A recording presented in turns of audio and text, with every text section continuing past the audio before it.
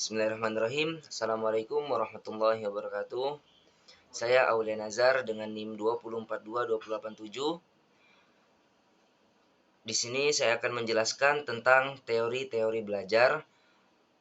Yang pertama ada teori belajar behavioristik. Belajar adalah perubahan tingkah laku sebagai akibat dari interaksi antara stimulus dan respon. Gardner dan Berliner adalah dua orang yang membuat teori belajar behavioristik. Teori ini mendefinisikan belajar sebagai aktivitas perubahan tingkah laku yang dialami oleh siswa. Siswa yang mampu dan bersedia mengubah tingkah lakunya dengan cara belajar. Dalam perkembangannya, teori ini menjadi aliran psikologi belajar yang memiliki pengaruh terhadap tujuan peningkatan teori belajar dan praktik dalam dunia pendidikan dan pembelajaran. Menurut teori behavioristik, dalam proses belajar mengajar, yang terpenting adalah seseorang akan dianggap telah belajar ketika sudah menunjukkan perubahan perilaku. Dari teori ini juga, proses pembelajaran dapat diartikan sebagai stimulus dan respon. Pada penerapannya atau proses pembelajaran, teori belajar behavioristik sangat tergantung dari beberapa aspek, seperti tujuan pembelajaran, karakteristik murid, materi pembelajaran, media pembelajaran, dan fasilitas pembelajaran. Contohnya, seorang peserta didik harus diberi hukuman ketika dia melakukan kesalahan. Hukuman akan ditambah apabila kesalahan tersebut masih dilakukan. Namun, jika dengan mengurangi hukuman dapat membuat siswa tersebut dapat memperbaiki kesalahannya, maka hukuman tidak perlu diberikan. Teori yang kedua ialah teori belajar kognitif. Teori belajar ini menitik beratkan pada bagaimana mengembangkan fungsi kognitif peserta didik agar dapat belajar dengan maksimal. Peran pendidik dalam teori ini ialah bagaimana dapat mengembangkan potensi kognitif pada diri peserta didik. Dalam teori kognitif Piaget, pelajar ditentukan oleh individu itu sendiri. Keaktifan dan kemandirian siswa atau mahasiswa sangat penting. Gaya belajar yang sokratik, perkembangan kognitif merupakan mekanisme biologis. Bertambahnya umur semakin meningkat pula kemampuannya. Belajar dimaknai sebagai adaptasi dengan lingkungan atau dalam kemampuannya. Belajar dimaknai sebagai adaptasi dengan lingkungan atau dalam istilah sosiologi biasa disebut dengan asimilasi atau akomodasi.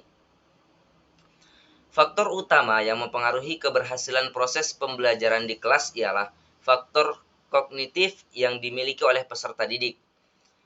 Pengetahuan tentang kognitif peserta didik sangat penting untuk dikaji oleh calon guru dan para guru demi mensukseskan proses pembelajaran di kelas. Tanpa pengetahuan kognitif peserta didik, guru mengalami kesulitan dan dalam pembelajaran bagi peserta didik di kelas, yang kemudian akan berpengaruh pada rendahnya kualitas proses peserta didik.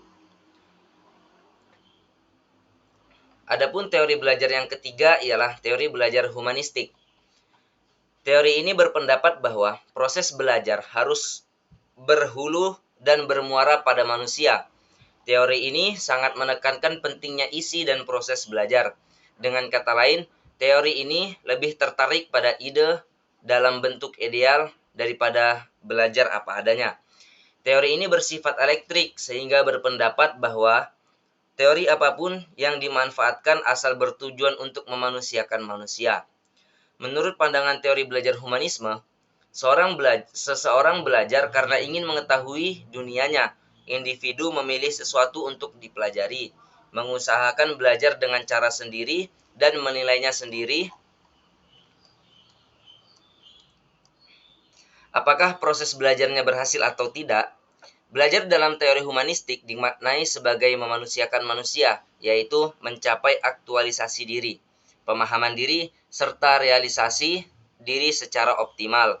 Contoh, guru mengajarkan muridnya tentang biologi kehidupan ikan. Implikasi teori belajar humanistik ini lebih merujuk pada guru sebagai fasilitator. Fasilitator sebaiknya memberikan perhatian dalam menciptakan suasana kelas, situasi kelas, dan pengalaman kelas. Yang keempat, ada teori belajar dalam perspektif Islam. Proses belajar dalam pendidikan Islam dapat diambil dari kisah Nabi Adam, di mana Allah Subhanahu wa taala mengajarkan tentang nama-nama benda, tabiat dan sifat-sifatnya.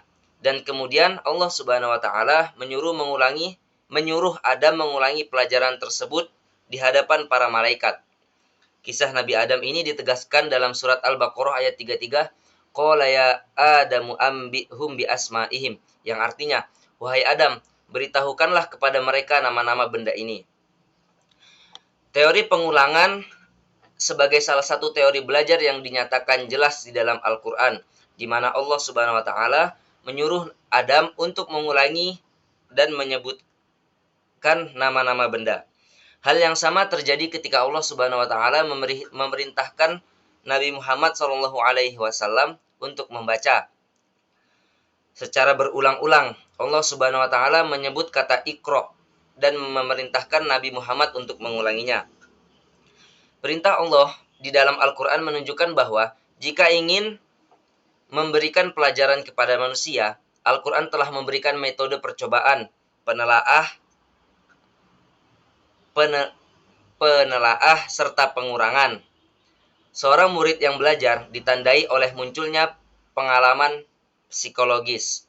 Pengalaman yang bersifat kejiwaan dapat mengembangkan berbagai ragam sikap, sifat, dan kecakapan yang konstruktif.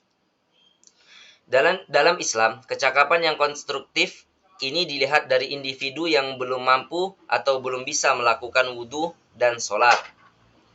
Adapun yang kelima ialah teori belajar konstruktivisme. Menurut teori belajar konstruktivisme, pembentukan pengetahuan yang terjadi pada manusia berasal dari pengalaman-pengalaman yang telah dilewatinya. Konstruksi berarti membangun.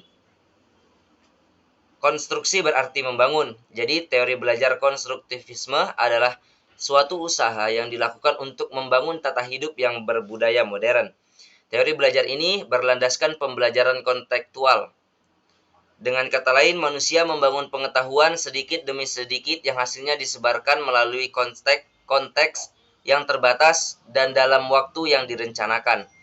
Teori ini menekankan seseorang yang belajar memiliki tujuan untuk menemukan bakatnya, menambah pengetahuan atau teknologi, menambahkan pengetahuan yang dimilikinya, dan lain-lain yang dibutuhkan untuk mengembangkan dirinya.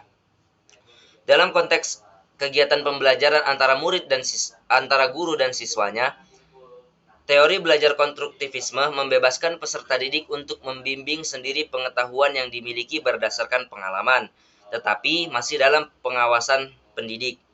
Menurut teori konstruktivisme, belajar lebih mudah dipahami oleh manusia karena manusia membangun dan mengembangkan pengetahuan berdasarkan pengalaman-pengalaman yang telah dilewati. Dengan hal ini, juga hidup manusia menjadi lebih dinamis. Sekian yang dapat saya sampaikan. Kurang lebihnya mohon maaf. Assalamualaikum warahmatullahi wabarakatuh.